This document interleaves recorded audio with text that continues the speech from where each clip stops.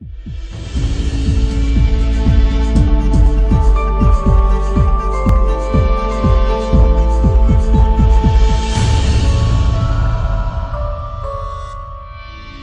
queria pedir para você abrir sua Bíblia no livro de Atos.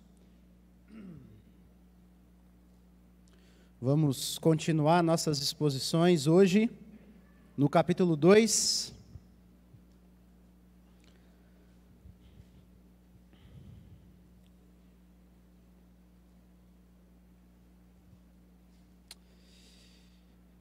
Hoje nós vamos ver o discurso, a pregação de Pedro, a partir do versículo 14, tá bom? Então você já pode deixar a sua Bíblia aberta.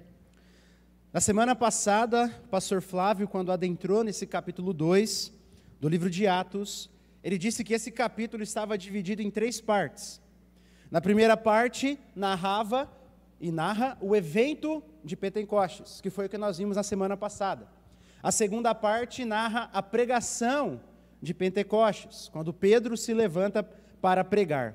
E na terceira parte, que vai ser na semana que vem, nós veremos os efeitos desse evento, os efeitos de Pentecostes, tá bom? Mas hoje nós vamos ver a segunda parte, a pregação do apóstolo Pedro nessa ocasião. E o objetivo de Lucas, ao relatar esse trecho, é nos mostrar como o Espírito Santo capacita os discípulos de Jesus para pregar o Evangelho. Como o Espírito Santo capacita os discípulos de Jesus, aqui representados por Pedro, para proclamar o Evangelho. Por isso que o tema de hoje é o início da missão. Nós vimos que Jesus, lá no capítulo 1 de Atos, versículo 8, ele havia prometido que eles receberiam o Espírito Santo para serem testemunhas do Evangelho, desde Jerusalém até os confins da terra. No texto anterior, na semana passada, nós vimos a promessa de Jesus se cumprindo, eles recebendo o Espírito Santo. E hoje vai mostrar para o que eles receberam o Espírito Santo, para começarem a ser testemunhas. Então, por isso que é o início da missão. Eles receberam o Espírito Santo para serem testemunhas.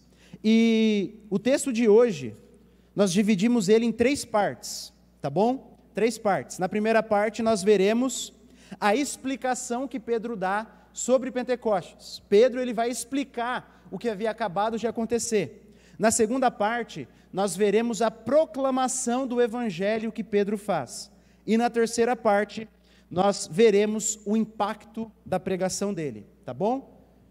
A explicação, a proclamação e o impacto.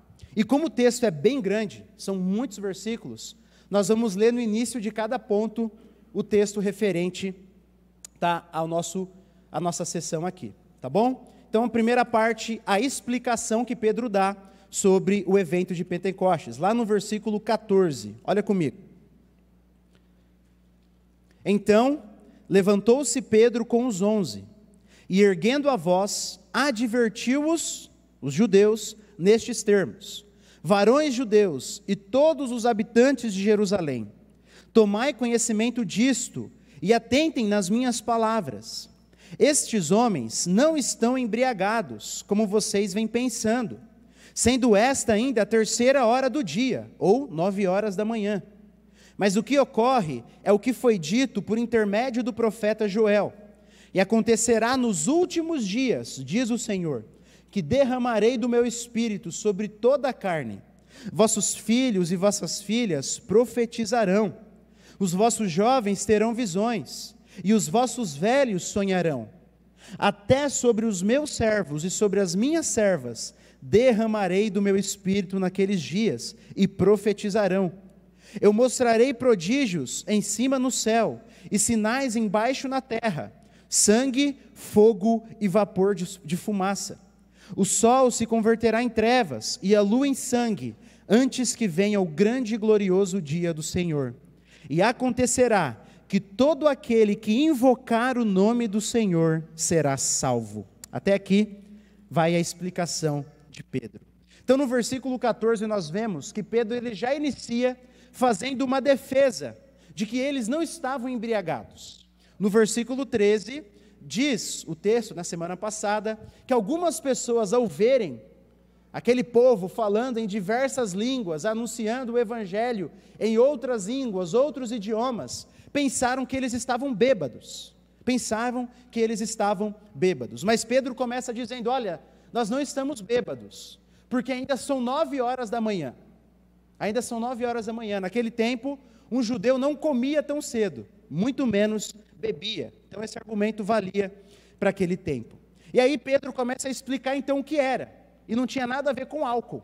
Ele diz: mas o que ocorre, no versículo 16, é o que foi dito por intermédio do profeta Joel. O que ocorre é o que foi dito por intermédio do profeta Joel, e ele explica isso. Ele diz que, e acontecerá nos últimos dias, diz o Senhor, que derramarei do meu espírito sobre toda a carne. Então Pedro cita uma profecia que está lá no capítulo 2 de Joel, lá no final do Antigo Testamento. E ele diz que o evento de Pentecostes era o cumprimento dessa profecia. E a ênfase de Pedro é dizer que, segundo Joel, o Espírito Santo seria derramado sobre todo o povo de Deus. Olha comigo o versículo 17. Ele diz que acontecerá nos últimos dias, desde o evento de Pentecostes, nós já estamos nos últimos dias, diz o Senhor, que derramarei do meu Espírito sobre toda a carne. Então aqui nós precisamos fazer 2 observações importantes. Primeiro, Pedro diz que o Espírito Santo seria derramado, e ele quer mostrar aqui uma imagem vívida para nós. O Espírito Santo não seria dado como gota, por assim dizer, mas seria dado como uma inundação. Esse é o ponto da palavra derramar. Não seria como uma garoa, mas como uma tempestade, como uma enxurrada de água. E ele diz que também o Espírito seria então derramado sobre toda a carne. Nós precisamos nos lembrar mais uma vez que no Antigo Testamento, o Espírito Santo apenas capacitava algumas pessoas. Por isso que ele vinha especificamente sobre reis, profetas, sacerdotes e juízes. E ele capacitava apenas esses para as suas obras. Mas a ênfase do profeta Joel é que nos últimos dias, que começaram no evento de Pentecostes, o Espírito seria derramado sobre todos, sobre todo o povo de Deus, independente do sexo, independente da idade ou da classe social da pessoa. Olha comigo, é isso que Pedro diz: vossos filhos, ainda no versículo 17, e vossas filhas profetizarão, vossos jovens terão visões, e sonharão os vossos velhos, a idade não vai importar mais, e até sobre os meus servos e sobre as minhas servas derramarei do meu espírito. Joel estava falando especificamente de servos mesmo, de escravos. Então não vai haver mais essa diferenciação, não vai haver mais diferença entre homem e mulher, nesse quesito, não vai haver mais diferença entre idoso e jovem, e nem sobre a classe daquela pessoa. Todos do povo de Deus receberiam do Espírito Santo. E Pedro diz que essas pessoas, elas profetizariam, teriam sonhos e teriam visões. E Pedro, ele junta sonhos, visões e profecias, na mesma sentença, porque no Antigo Testamento estava muito interligado isso. Sonhos, profecias e visões estavam sempre ali juntas, sempre juntas. O profeta recebia sonhos e recebia visões de Deus. Mas aí talvez você pergunte assim: Léo, mas eu recebi o Espírito Santo e não tive sonhos, visões e nem profetizei. É verdade, porque isso é uma coisa especial para o tempo do derramamento do Espírito Santo. Veja o argumento de Pedro: isso que vocês acabaram de ver é o que o profeta Joel disse, que o Espírito seria derramado e todos profetizariam, teriam sonhos e teriam visões. Então isso é algo específico para lá, algo específico do derramamento do Espírito Santo. O Espírito não é derramado hoje, ele já foi derramado. Nós já estamos na era em que o Espírito foi derramado e dado em abundância para a igreja. Então é por isso que hoje, quando nos convertemos e recebemos o Espírito Santo, não precisamos de nenhuma experiência sobrenatural, porque isso foi uma marca específica do Pentecostes. É Pedro que diz isso. Aquilo que o profeta Joel profetizou aconteceu lá, tá bom? Então essa é a segunda coisa importante. Primeiro, que o Espírito seria derramado, e seria derramado sobre todo o povo de Deus, não apenas sobre alguns, para os capacitar. E a terceira coisa importante é que, segundo Pedro, esse tempo de derramamento do Espírito Santo, em que o Espírito foi derramado, esse tempo, até o final dos tempos, é um tempo de oportunidade. No versículo 19 e 20, Pedro começa a dizer de sinais que acontecerão: sangue, vapor, fumaça. Ele diz sinais cósmicos que aconteceriam no sol, na lua, mas tudo isso ele diz que acontecerá antes que venha o dia do Senhor. Veja, esses sinais acontecerão antes que venha o dia do Senhor. E o dia do Senhor, aqui, segundo Pedro, e segundo o Novo Testamento, é o dia da volta de Cristo. O dia em que Cristo voltará para julgar a terra. Então Pedro dá um salto do início dos últimos dias para o final. Mas ele diz que entre esses dois eventos, no versículo 21, é um tempo de que todo aquele que invocar o nome do Senhor será salvo. Pedro está dizendo, agora é um tempo de oportunidade. O Espírito foi derramado. E um dia Jesus voltará, o dia do Senhor, o dia da vingança do Senhor. E até esse dia chegar, é dia de invocar o nome do Senhor.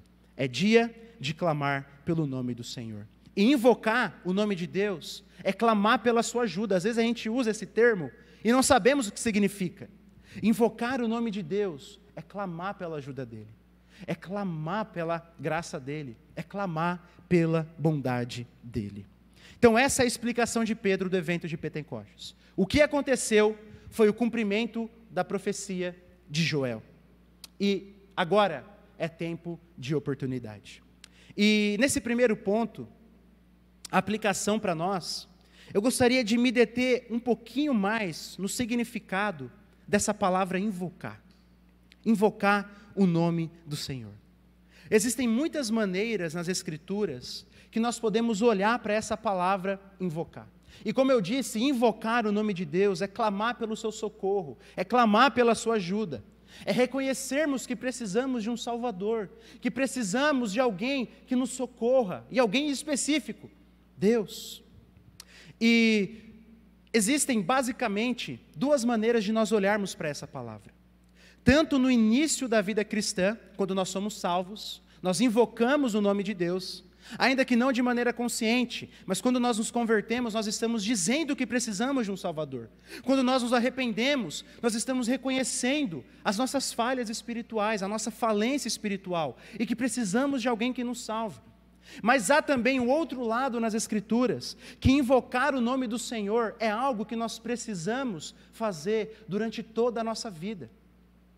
Não para continuarmos sendo salvos, não, mas justamente porque nós fomos salvos. Quantos de nós, quando vamos no nosso trabalho, invocamos o nome do Senhor, dizendo assim: Senhor, se o Senhor não me ajudar, eu não vou conseguir mover um dedo. Se o Senhor não for com a minha vida, eu não vou conseguir dar um bom testemunho, eu não vou conseguir cumprir o que eu preciso. Quantos de nós, na criação dos nossos filhos, como nós acabamos de ver, invocamos o nome do Senhor, dizendo assim: Senhor, se o Senhor não me ajudar, eu não vou conseguir criar os meus filhos. Se o Senhor não me ajudar, eu não vou conseguir ser um bom marido. Mas nós muitas vezes não fazemos isso, porque somos orgulhosos espiritualmente. Achamos que conseguimos no nosso próprio braço. Mas as Escrituras ensinam que nós devemos continuar todo o tempo clamando o nome do Senhor. Dizer assim: Senhor, se não for tua graça, tua bondade e teu amor, eu não vou conseguir. Se não for tua graça, tua bondade e teu amor, eu não vou dar um passo para frente. Eu preciso da tua ajuda. Mais uma vez, meu irmão, isso não é só lá no início da vida cristã, mas é durante toda a nossa vida cristã. Mas agora, eu também queria me dirigir a você que nunca invocou o nome do Senhor, que ainda não é um crente. Pedro diz que o tempo da oportunidade é agora. Amanhã pode ser tarde. Cristo pode voltar amanhã. Ou você pode ser chamado. E aí, não vai ter mais oportunidade. Então você que ainda não invocou o nome do Senhor, abra os seus ouvidos agora, porque Pedro vai proclamar a mensagem do Evangelho. E essa então é a nossa segunda parte.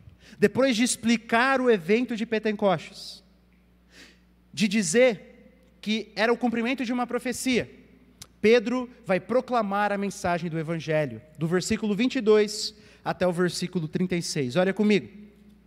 Ele diz assim: varões israelitas, atendei a essas palavras. Jesus, o Nazareno, varão aprovado por Deus diante de vocês com milagres, prodígios e sinais, os quais o próprio Deus realizou por intermédio dele entre vós, como vocês mesmos sabem. Sendo este, Jesus, entregue pelo determinado desígnio e presciência de Deus, vocês o mataram, crucificando-o por mão de iníquos, ao qual, porém, Deus ressuscitou, rompendo os grilhões da morte, porque não era possível que ele fosse retido por ela. Porque a respeito dele, diz Davi: diante de mim eu via sempre o Senhor, porque ele está à minha direita, para que eu não seja abalado.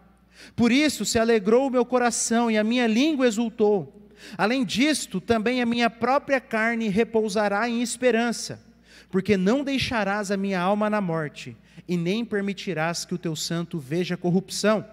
Fizeste-me conhecer os caminhos da vida, e o Senhor me encherá de alegria na tua presença. Irmãos, seja-me permitido dizer-vos claramente a respeito do patriarca Davi, que ele morreu e foi sepultado, e o seu túmulo permanece entre nós até hoje.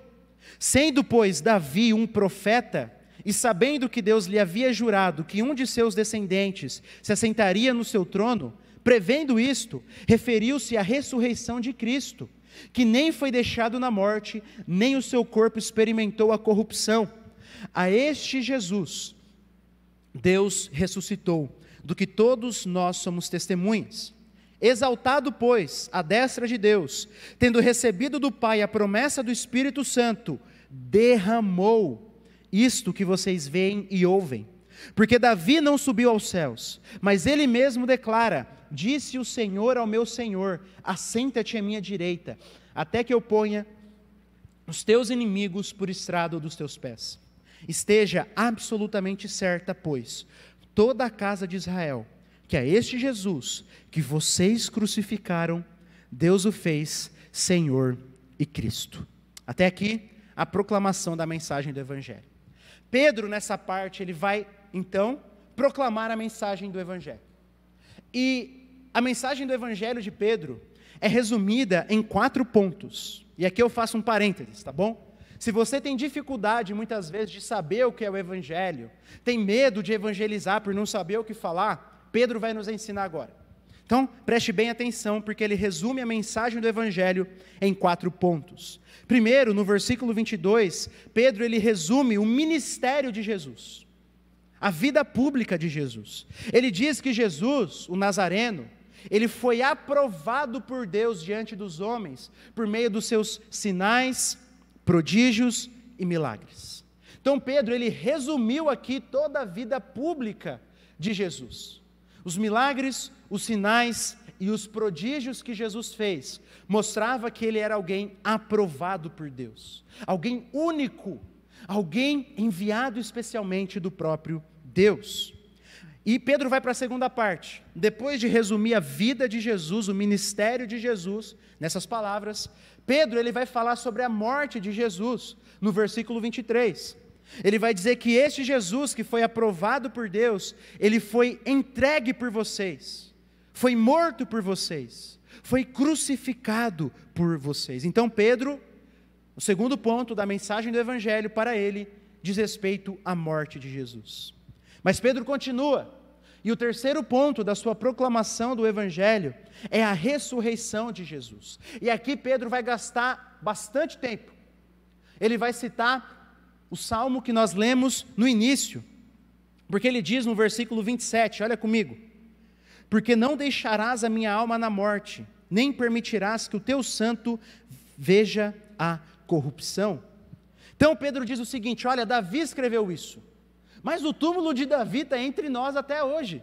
Pedro fala, o patriarca Davi está enterrado, a gente sabe onde ele está enterrado. Logo, Davi não estava escrevendo sobre ele, Davi estava escrevendo sobre Jesus.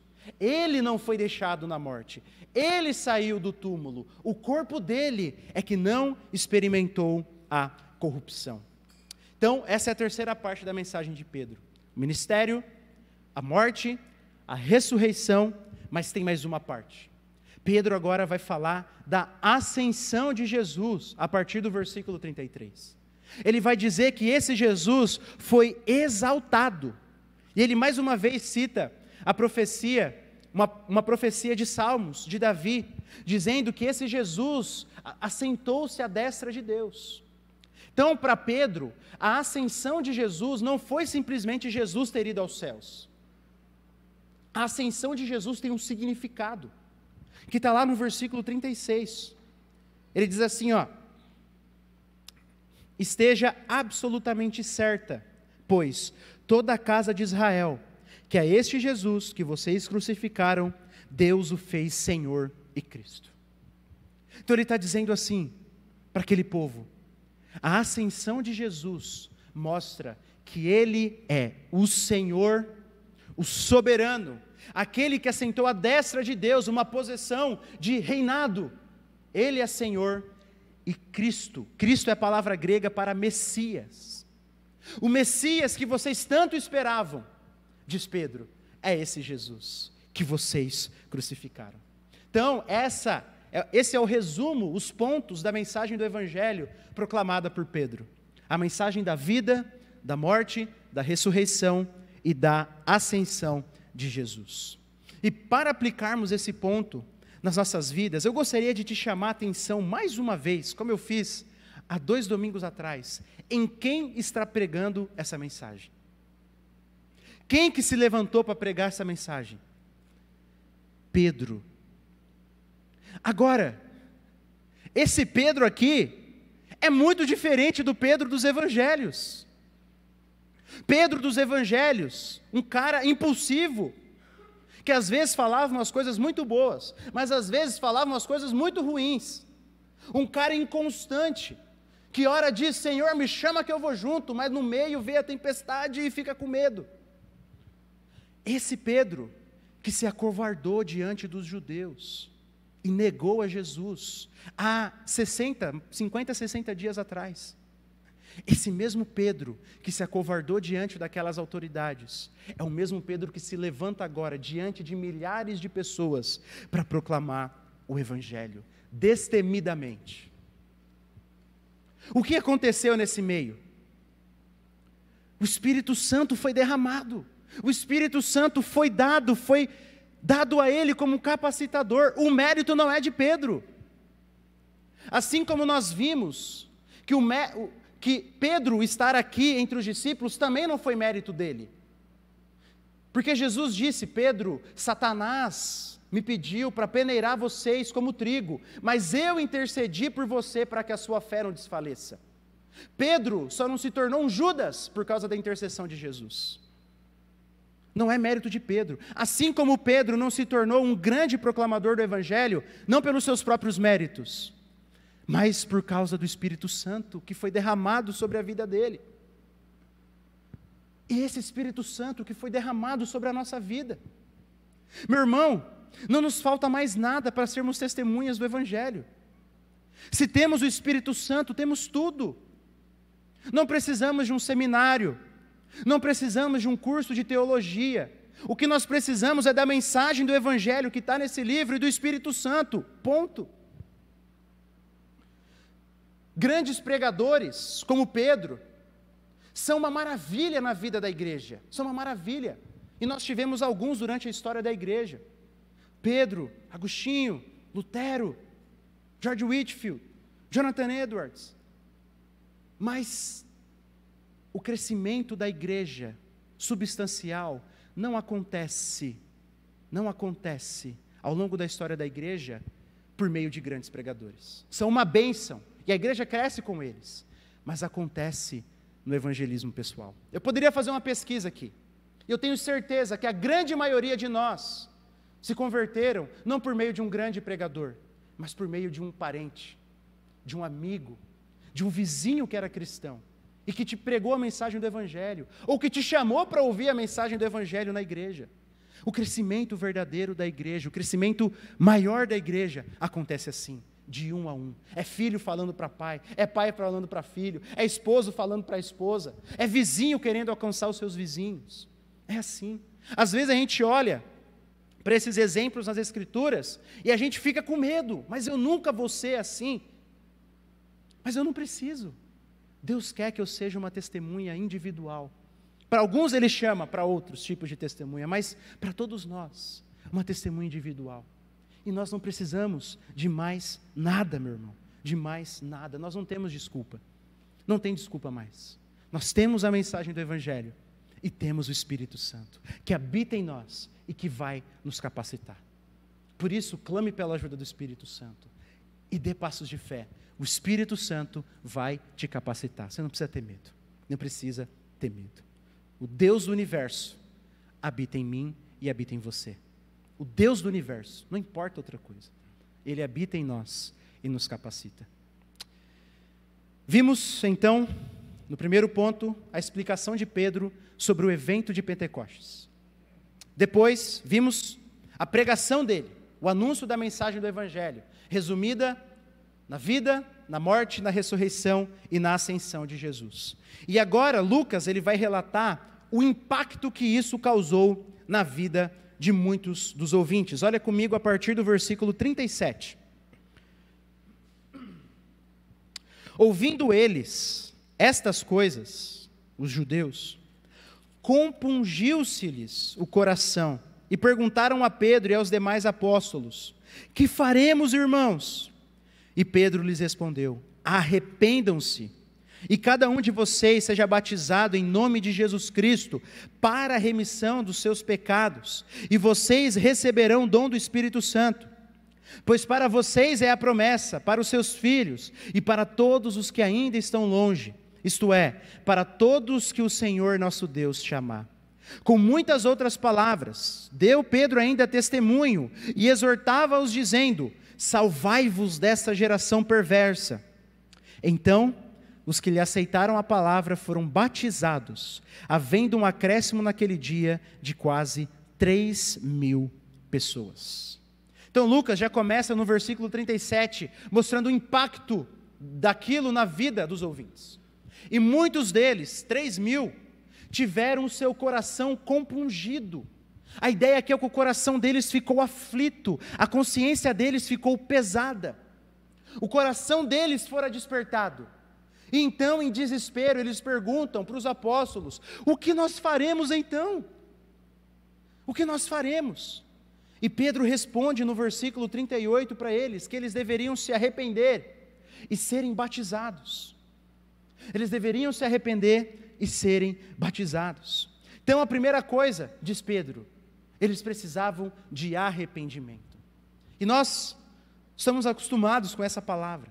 Eles deveriam mudar a direção da vida deles, reconhecer o pecado deles e abandoná-lo, mudar a maneira como eles viam a Jesus.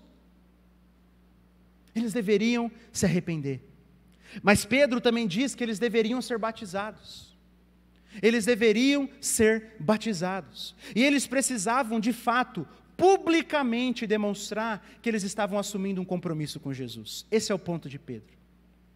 Esse é o ponto de Pedro aqui. Vocês precisam ser batizados. E o ato do batismo demonstra que os seus pecados foram perdoados, que os seus pecados foram remidos. E Pedro também associa o batismo com o dom do Espírito Santo. Ele diz: vocês têm que ser batizados para a remissão de pecados e receberão o dom do Espírito Santo. Então Pedro, ele associa o arrependimento aqui, a fé, a salvação, com o perdão dos pecados e com o Espírito Santo. E ele vai explicar o porquê. Olha comigo no versículo 39. Ele diz assim: porque para vós outros é a promessa, para vossos filhos e para todos os que ainda estão longe, isto é, para todos que o Senhor nosso Deus chamar. Então Pedro diz que essa promessa é uma promessa para todos que Deus chamar. Que promessa é essa? A promessa do perdão dos pecados e a promessa do Espírito Santo. Pedro diz, essa promessa é para todos que o Senhor Deus chamar. Com esse texto então, com esse versículo nós aprendemos, meu irmão, que quando nós nos convertemos, duas dádivas são nos dadas: a salvação, a remissão dos nossos pecados e o Espírito Santo. Pedro associa as duas coisas aqui, você está entendendo? Olha, se vocês se arrependerem, vocês vão receber duas coisas: perdão e o Espírito Santo. O perdão e o dom do Espírito. Pedro diz que essa promessa é para todos que Deus chamar, todos aqueles que Deus ainda chamaria. A promessa vale para todos, vale para todos. Logo, eu não posso dizer que uma pessoa recebeu o perdão de pecados e não recebeu o Espírito Santo. Eu não posso. Pedro junta. Da mesma maneira como eu não posso dizer a aberração de que uma pessoa tem o Espírito Santo, mas não tem o perdão dos pecados. Eu não posso dizer isso. As duas coisas, diz Pedro, estão juntas. E os eventos em Atos, Pentecostes e outro que vamos ver, que acontece aqui um período de tempo entre elas, são eventos únicos. São eventos únicos. Pedro promete para eles que se eles se arrependerem, eles vão ser perdoados e receber o Espírito Santo. E o impacto foi tão grande, que Lucas termina dizendo, no versículo 41, que 3.000 pessoas aceitaram a palavra e foram batizadas. E olha só que interessante, Lucas termina assim, essa parte, eles foram, havendo um acréscimo naquele dia de quase 3.000 pessoas, porque eles aceitaram a palavra de Deus. Agora, olha só que interessante, Pedro disse que se essas pessoas se arrependessem, elas receberiam duas coisas, nós vimos isso, certo? Perdão e o Espírito Santo. E ele diz que 3.000 fizeram isso, se arrependeram. Logo, esses 3.000 receberam o quê? O perdão e o Espírito Santo. Pedro prometeu para eles, se eles não receberam, então Pedro falhou. Pedro prometeu, se vocês se arrependerem, vão receber duas coisas. Logo, esses 3.000 receberam o perdão e o Espírito Santo. Agora, você vê alguma coisa de línguas aqui? Você vê um som como um vento impetuoso aqui? Você vê algumas coisas super, hiper extraordinárias aqui? O que vem é o texto depois, que nós vamos ver na semana que vem, em que eles viviam em santidade e unidade. Eu não sei se houve, pode ser que tenha havido, eu não sei, mas o fato de Lucas não relatar isso aqui é muito instrutivo para nós, porque ele já está dando lampejos para a gente. Olha, pessoas podem receber o Espírito Santo e não acontecer igual Pentecostes. É isso que Lucas está nos ensinando. 3.000 pessoas receberam o perdão e o Espírito Santo, e não aconteceu o que aconteceu lá em Pentecostes. Porque Pentecostes é o evento único. É o evento único. Tá bom? Nós podemos receber o Espírito Santo e ter eventos extraordinários? Podemos, o Espírito é livre, faz o que ele quiser. Mas o Espírito também age na calmaria. Rodopiar, virar de capoeira, dançar, isso não demonstra que recebemos o Espírito Santo. Não demonstra. Tá bom? E a aplicação para nós, nesse terceiro ponto, eu gostaria de te chamar a atenção de algo que é escandaloso, mas que nós ouvimos tanto, que a gente perde, assim, quando nós lemos o texto de maneira rápida, nós perdemos esses detalhes. Olha comigo no versículo 23.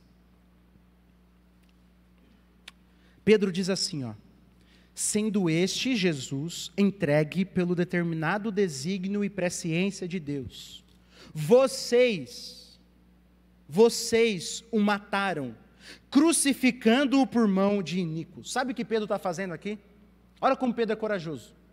Pedro está dizendo que, de maneira geral, aquele povo era culpado pela morte de Jesus. Muitos dali, nós podemos talvez deduzir, eram os que gritaram alguns dias antes, crucifica-o, crucifica-o. Muitos dali foram cúmplices da morte de Jesus, e é por isso que Pedro acusa eles. É por isso que Pedro diz assim: vocês o mataram. Vocês o mataram. vocês que entregaram ele para os romanos, os iníquos, mas é vocês que fizeram falso testemunho, vocês que pediram para soltar Barrabás, vocês que pediram para ele ser crucificado. É isso que Pedro está falando aqui. Vocês o mataram. Agora observem de novo comigo o versículo 38. Pedro está falando para a mesma multidão. Respondeu-lhe Pedro: arrependam-se e cada um de vocês seja batizado em nome de Jesus para a remissão dos pecados e receberão o dom do Espírito Santo. Meu irmão, você consegue ver o quanto isso é escandaloso? Pessoas culpadas do maior crime da história, da pior coisa que o homem já foi capaz de fazer, crucificar o Filho de Deus. Pedro está dizendo que para eles tem perdão. Pedro está dizendo que o Jesus que eles gritaram, crucifica-o, é o Jesus que, se eles se arrependerem, vai perdoar eles. Você entende o quão escandaloso é isso aqui? Como assim? Talvez muitos de nós vão dizer: não, merecia tudo morrer, tem que tudo ir para o quinto dos infernos. Pedro não fala assim. Pedro não fala assim. Pedro diz assim: ó, se vocês se arrependerem, se vocês mudarem, se vocês tiverem os seus corações transformados, vocês podem ser perdoados, e vão ser perdoados, mas precisam se arrepender. Meu irmão, essa é a beleza e o escândalo do Evangelho. As pessoas que cometeram o crime mais horrendo desse mundo foram perdoadas por causa do Evangelho, as que se arrependeram. E aqui eu queria dizer para você que tem um familiar, um amigo, um cônjuge, que ainda não conhece Jesus. E às vezes a gente perde a esperança. Parece que é bater em muro, e é verdade. Mas eu queria dizer para você que, baseado nesse texto, não existe um poço tão profundo que Jesus não possa entrar e tirar alguém. Não existe um pecado tão grave que não possa ser perdoado. Então não perca a esperança, meu irmão. Continua pregando o Evangelho para essa pessoa. Continua falando de Jesus. Aqueles culpados de matar o próprio Filho de Deus foram perdoados, os que se arrependeram. Então não perca a esperança, não. Não perca. Não existe uma vida tão torta que Jesus não possa resgatar. Então continue orando, continue proclamando o Evangelho, porque esse texto nos mostra isso. Aquela multidão que gritou: crucifica-o, dos que se arrependeram, foram perdoados. Esse é o poder desse Evangelho maravilhoso. Esse é o poder. Meu irmão, esse foi o nosso texto de hoje. Nós vimos a explicação de Pedro, que o Pentecostes era o cumprimento da profecia de Joel, e até por isso que ele é um evento único. Segundo, nós vimos a proclamação do Evangelho. Pedro resume o Evangelho, lembre-se bem, estou repetindo para você lembrar: vida, morte, ressurreição e a ascensão de Jesus. E agora, por último, nós vimos o impacto que isso teve na vida daquelas pessoas. 3.000 se converteram. Claro que deveriam ter muitos mais, milhares, ali reunidos. Mas dentre esses milhares, que nós não temos o número, 3.000 se converteram. E para concluir, eu queria te chamar a atenção, mais uma vez, para um versículo interessante nesse texto. Para um versículo interessante. Lá no versículo 36. Pedro diz que esse Jesus, que eles crucificaram, Deus o fez Senhor e Cristo. Senhor e Cristo. Sabe o que Pedro está dizendo? Por causa de todo esse caminho que Jesus percorreu, Deus o glorificou. Deus o glorificou. E Deus demonstrou publicamente ser Ele o Cristo. E eu já falei que Cristo é a palavra grega para Messias. Aqueles a quem os judeus esperavam. Aqueles a quem os judeus esperavam. E nós sabemos que tipo de Messias eles esperavam. Eles esperavam um Messias que pegasse espada e que os liderasse em revolta contra Roma. Eles esperavam um Messias todo-poderoso, no sentido deles, é claro, não no sentido de Deus, que esmagasse os inimigos debaixo dos seus pés, os inimigos dos judeus, que libertasse a nação, que purificasse a religião. Eles esperavam um Messias, um líder militar, um líder político, alguém grandioso aos olhos dos homens, como o grande rei Davi. É isso que eles esperavam. Mas olha a mensagem de Pedro aqui. O Messias que vocês tanto esperavam, não veio como um grande soldado. Ele veio como um servo sofredor. O Messias que vocês tanto esperavam era um nazareno, diz Pedro. Jesus fala, Jesus um nazareno, porque era uma região mais pobre, uma região mais excluída, que as pessoas tinham preconceito contra aquela região. Jesus veio de lá, não veio de grandes lugares. Jesus, que é o Messias, ele foi humilhado, ele foi cuspido. Gente, você consegue entender o quanto isso é escandaloso para um judeu ouvir? Como assim? O grande filho de Davi é esse aí? Esse de quem os olhos dos homens não dão nada? Esse que era o servo sofredor? Esse é o grande Messias? Sabe o que Deus está fazendo aqui?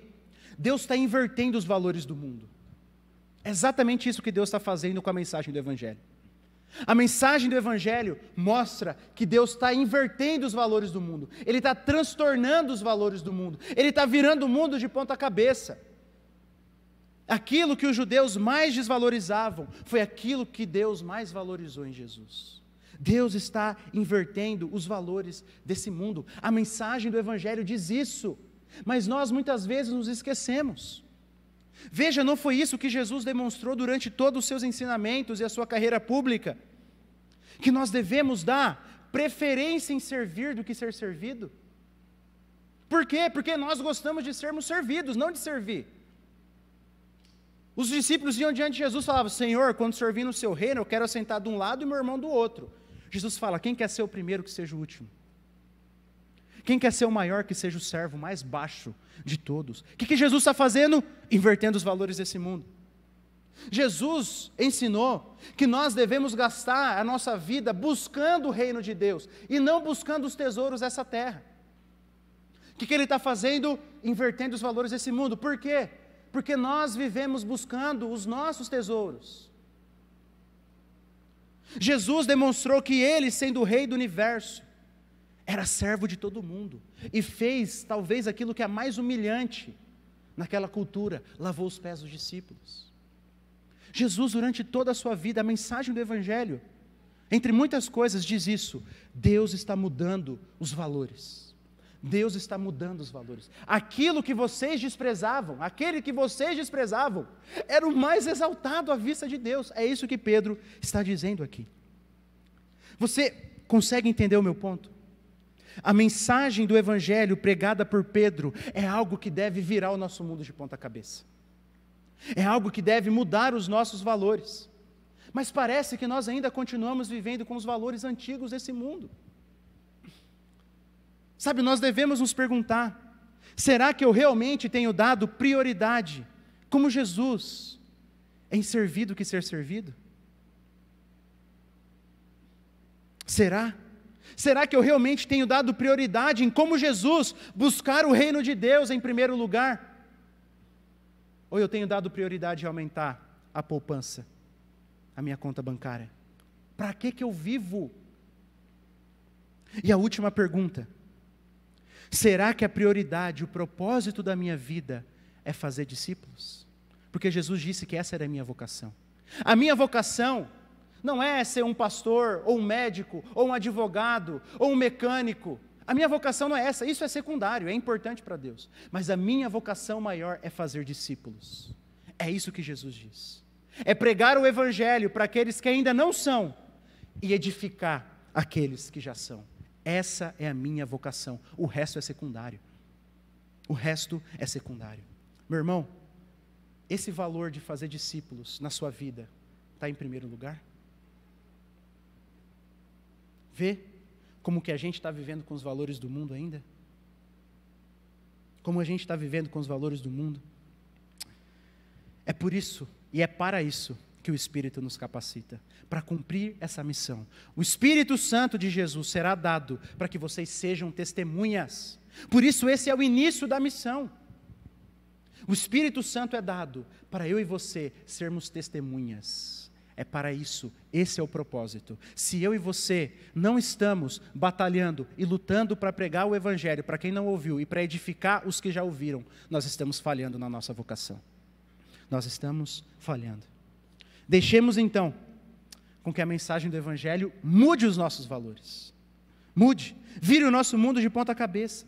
Se a mensagem do Evangelho, se o Evangelho nos ensina que a vida deve ser gasta em serviço ao próximo, o irmão, comece agora. Se o Evangelho diz que a vida deve ser gasta mais é juntar tesouros no céu do que na terra, comece agora. E se a mensagem do Evangelho nos ensina que o nosso propósito aqui é fazer testemunhas de Jesus e discipulá-los e edificá-los, comece agora, não deixe para amanhã. Peça ajuda do Espírito Santo. Ele já foi nos dado. E então levantemos como Pedro se levantou e anunciamos a mensagem do Evangelho. No nosso trabalho, na nossa escola, na nossa faculdade, na nossa família, não importa onde. Esse é o seu propósito aqui. Esse é o meu propósito. Se não estamos fazendo isso, nós não estamos o atingindo. O Espírito já nos foi dado, não temos mais nada com que nos esconder atrás, nenhuma desculpa. Então se levanta, meu irmão, e vamos proclamar a mensagem do Evangelho.